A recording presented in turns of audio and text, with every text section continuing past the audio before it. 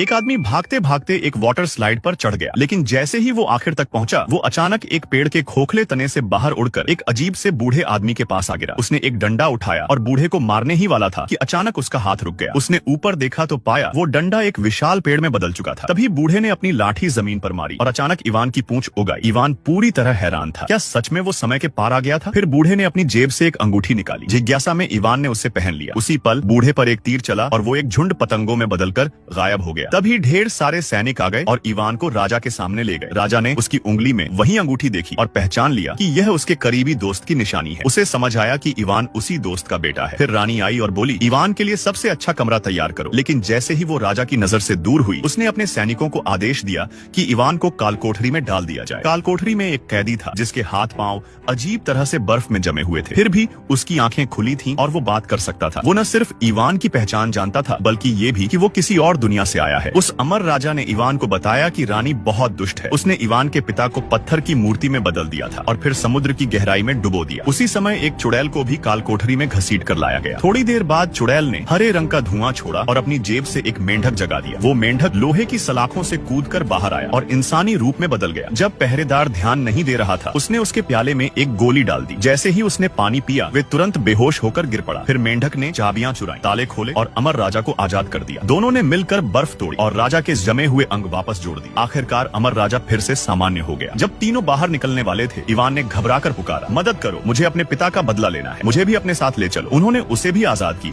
लेकिन जैसे ही इवान अपना सामान लेने लौटा, अचानक अनगिनत सैनिक वहां टूट पड़े।